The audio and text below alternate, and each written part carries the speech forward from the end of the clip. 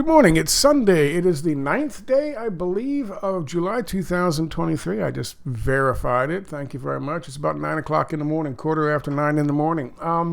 Sunday morning, Tampa, Florida. Beautiful day outside. How are you? I hope you're doing well. Very short video today. I've got to do a bunch of stuff, try to do some yard work with my nitroglycerin pills. And of all the places to die, I don't want to die pushing a fucking lawnmower. That's not the way I want to go.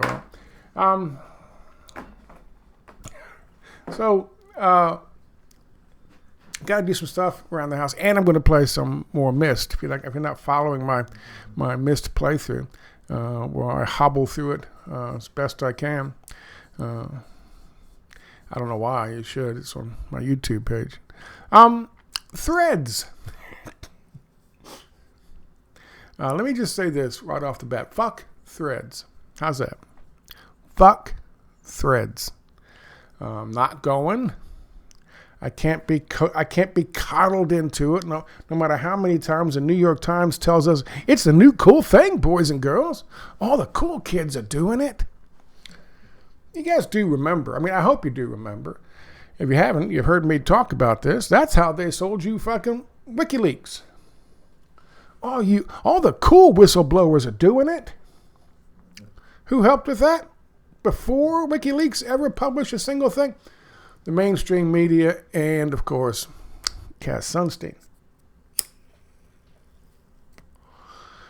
Don't believe me? Look it up. Threads. From the people who brought you Facebook and Instagram. You guys do know that Mark Zuckerberg wasn't sitting around in a fucking dorm room figuring shit out and going, hey, you know what? They gave him that shit. And they gave him that shit because they wanted a way to keep track on people, to keep track. And they said, what's the easiest way for us to do this? Well, if they did it themselves, it would be so much easier and less fucking time consumed by us to keep track of them. So Facebook was born. And that's just a simple fucking fact of the matter. And it is one of the most censored of all social media outlets. And the people who brought you that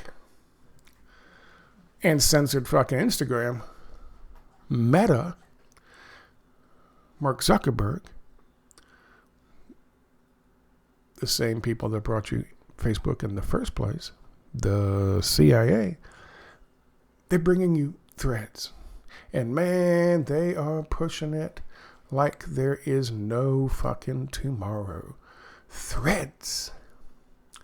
By the way, if you didn't know, there was a film back in 1984-ish, I believe. It's about people in the UK, and a war breaks out, and Russia's doing some evil shit because it's Russia, and they launch fucking nukes, and it's a post-apocalyptic world where young lovers are just trying to survive, and the evil commies blew us up. That's Threads. This is their fucking logo. I don't even know what that's supposed to mean. It's the @ button. But it's the @ button mixed with something else, with a copyright symbol. I don't know what that means. I guess that's an @ button that's open. I don't know what it means. I don't know what it's supposed to mean. Let me show you something.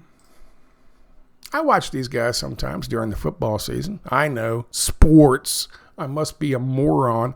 But every now and then I still turn these guys on because they're fun to watch. They haven't been fired by ESPN. I don't know who they are. I think they're Fox Sports. I don't know who the fuck they are. Maybe they're independent and they just sell it to whoever. I don't know who they are.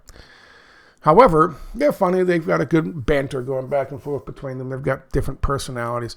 I want to show you something that I saw and I've noticed happening across their fucking platform the last couple of days. Here's a video of them just gabbing back and forth. Have a listen. Also a time where we take a little break in the show and read some viewer mail. Yeah. For the year 2023, we get a tremendous amount of viewer mail, and we are always willing to answer your questions and comments. We get them from all over the map. Yeah. Here's one. Look at the views. Random. 177,000 in 2 days. Who's this from? I don't know. Oh, I recognize the handwriting. Dear Wilds, love the show. The twins, Ryan and Brian, Again? may occasionally be double the trouble. But in the end, they always find a way to support each other. Speaking of, is there any chance that Chris Broussard supports you by following you on new Twitter upstart rival, Threads? Oh, look at that. The first fucking 55 seconds of that particular video. Here's another video they did. Future Patriot DeAndre Hopkins has kept in contact with the, brace yourselves, Kansas City Chiefs. This according to Jeremy Fowler. Now, the Chiefs don't currently have the cash to make this happen, and Brett Veach would have to move some contracts around, and honestly, I don't put it past him. D-Hop, meanwhile, posting that he'd retire if he wasn't a 1,000-yard receiver. First 24 seconds of this video, probably from the same broadcast, but from the first 24 seconds of this video, they do these broadcasts knowing how they're going to break them up in video format. This one got 108,000 viewers. In one day, they have 672,000 subscribers. And there it is, Threads. I was on pace for 1,400 yards last year. Once again, You know, he also posted it on all social media. Until I'm 37, the way I feel. Sounds good to me. He posted that on Threads. He's Yeah, he's on Threads. Threads. That's He's on amazing. Threads. What? I'm not on Threads. Well, I follow him because I okay. like him. Okay, sorry. He Go likes ahead, me. Walt. Nick, you're... Okay. That's mentioning Threads in last two videos in the first 55 seconds and 42 seconds. In fact, if you read that thing, it was the first 20 seconds. Threads. Now for the coup de grace. July 9th, 2023. Good morning. We're covering how Meta did what no other Twitter competitor could do. That's right, boys and girls. It's like Twitter, but nice. To many users, Twitter's become like a bad boyfriend. It's the empowerment zone and the Me Too movement all rolled into one piece of fucking propaganda. Can you say freedom torches? Under Elon Musk, the platform could be unreliable and unfiltered. Some users call it toxic.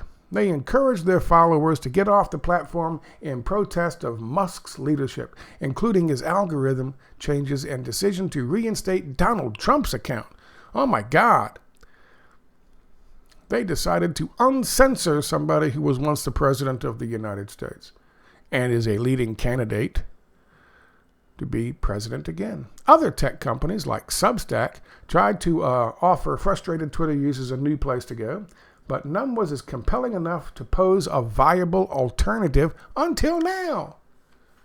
This week, Meta, the parent company of Facebook and Instagram, released Threads. Now, they're going to be, how far down does it go? It goes deep into this before it even mentions Mark Zuckerberg. Just so you know. Again, that's marketing. Meta probably fucking tests better than Mark Zuckerberg. Ergo, try not to mention his name until you absolutely have to. It soon became the most rapidly downloaded app ever. More than 70 million users have joined Threads in the last few days, blowing past the audience size of Twitter's other challengers. Why? Because Meta had something the other competitors didn't. 2 billion existing users whom the company could push to use the new product. That's right, because you've got to sign in with your Instagram account. And I'm sure they're forcing Instagram users to sign in whether they want to or not. People log into Threads using their Instagram account rather than having to create a new username, password, and profile photo. Meta has also used the existing platforms to promote Threads. Existing platforms, meaning what? Meaning the metaverse, meaning that huge failed $2 billion sinkhole that they dumped into creating the new big thing, the metaverse, which again, because it fucking tracks so poorly in your focus groups, you don't mention Zuckerberg, you don't mention the metaverse, because this is a sales pitch. What she is doing, who is it? Lauren Jackson. What Lauren Jackson is doing is what mockingbirds have done since the fucking 50s. They are selling an idea, in this case a service for the fucking CIA, which, by the way, is connected directly to Mark Zuckerberg.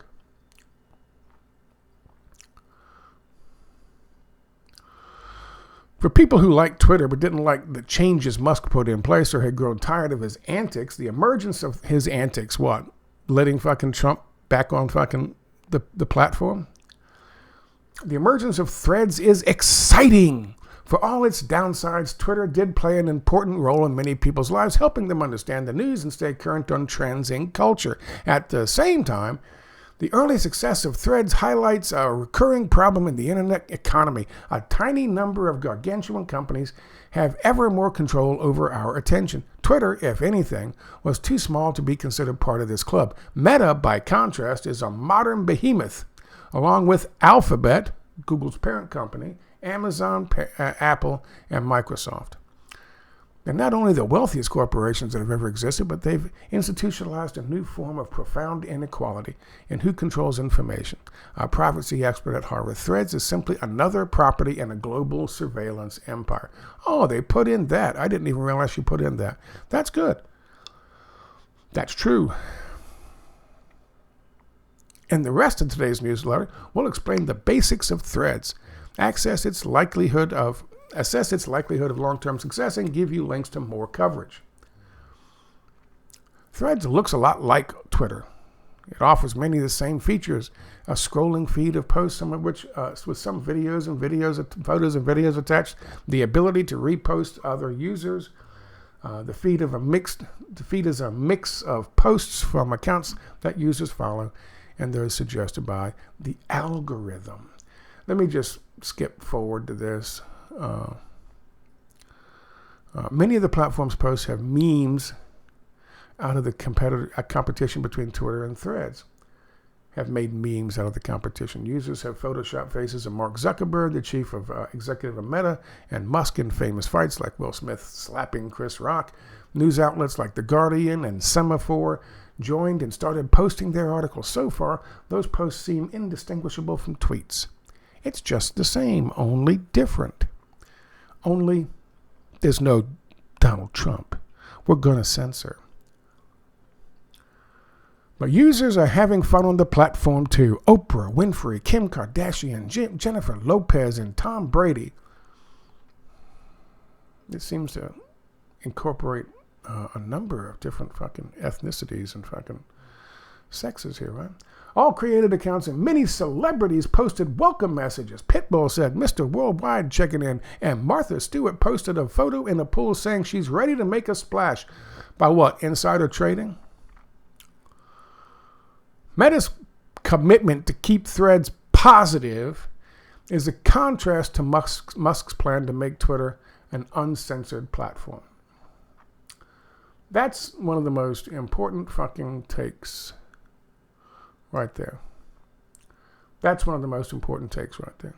We're going to keep it positive. Positivity. It's going to be filled with positivity. And if you have anything negative to say, we're going to fucking delete your account. We're going to censor you. And that's exactly what this is. If you have any questions, how the feds coordinate with Facebook on censorship, that was posted September 9th, 2022 from the Wall Street Journal. And here's censorship from Instagram. Who are the guidelines really there to protect? Instagram censors anything from nipples to political conflicts and now abortion pills. You mentioned abortion pills. You can watch fucking lolcows. People born with fucking fetal alcohol syndrome. just ruining their lives. You can watch some dude fucking only use me blades. Is that his fucking name? Guy drinking himself to fucking death, saying all kinds of horrible shit. The N word, B word, F word, J word. You watch that all day long. But somebody mentions a political conflict or abortion pills, fuck you. You can't watch that.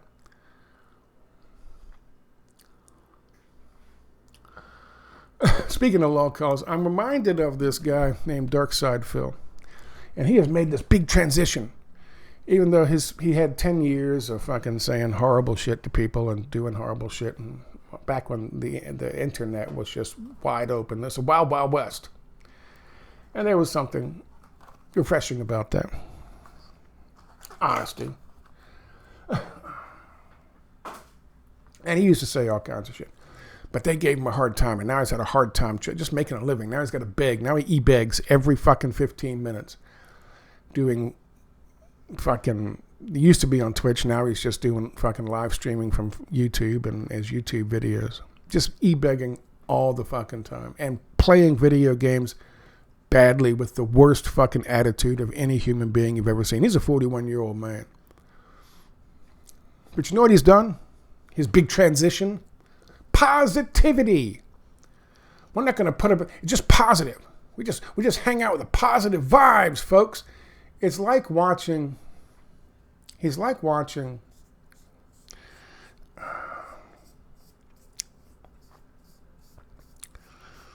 He's like watching somebody in the 6th grade who's just this rah-rah-ree cheerleader kind of suck up to whatever fucking power structure there is. He's learned his lesson. He's got his mind right. He's like Cool Hand Luke down in the ditch in the middle of the night promising fucking big boss man he's got his mind right. He ain't backsliding no more. It's sad to fucking watch him. But that's what it's reduced him to, because he was called the king of hate and called himself the king of hate for 10 fucking years. And that was his brand.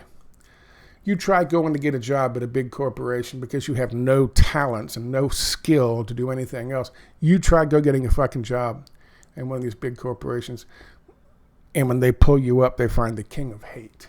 When HR pulls you up and they find the king of hate slapped all over your fucking name. Good luck with that. So now what he's done is he knows this is the only way he can make money is to still trade off of his name, most 10 fucking years in the past, trade off of his name, but instead of being fucking hateful like he actually is in his real world, in his real fucking mind, he is the modern fucking picture of positivity. Positivity. Everything's positive. It's just a chill stream. That's what he is. And that, boys and girls, if you want a world, if you want to go and see the world through fucking DSP's eyes, you sign up for fucking Thread, because that's what you're going to get. No political discussions, no political arguments. Of course, it'll all be, they'll be telling you what you want to hear. You'll be in your own little fucking echo chamber. I'm sure the algorithm will do that for you. Same thing over at fucking Twitter, by the way, now. But that's what that'll be. And it'll be happy and positivity. It'll be like it'll be like this it'll be the Stepford wives of social media. That's what Threads is. That's what Threads is promising. The Stepford wives of social media. Me? No thanks. When I'm done with fucking Twitter, and that's probably going to come sooner rather than later, I'll be on my website, nomadicEveryman.blogspot.com, and I'll be on fucking Substack, and I'll be on BitChute, and I'll be on YouTube until those things are taken away from me. I'm not jumping ship. I'm not trusting CIA Zuckerberg. I'm not going to fucking the metaverse. I'm not signing up for that fucking shit. It'll be just fine without me. And similarly, and probably not and certainly not a coincidence, I'll be just fine without Threads. So don't recommend it to me. Not doing it. If it's anything like what he did with Metaverse, it'll be a failure, and a year from now, a year and a half from now, nobody will ever fucking mention it like the Metaverse. But there you have it. You're being fucking sold a bill of goods. They are pushing that shit out there, and you're gonna be hearing your alt fucking trusted alt fucking commentators talking about Threads. And why is that? I guarantee you. I promise you. People are going to be getting paid to fucking sell. Just like people were getting paid to sell them. Just like that. Just like that. I guarantee you those guys on fucking First Things First, they got a fucking paycheck. That's called guerrilla marketing, boys and girls. And according to Louis Rossman, that's the way to go. Anyway, I am off. Do some yard work and then some mist. Have a good one, guys. Bye-bye.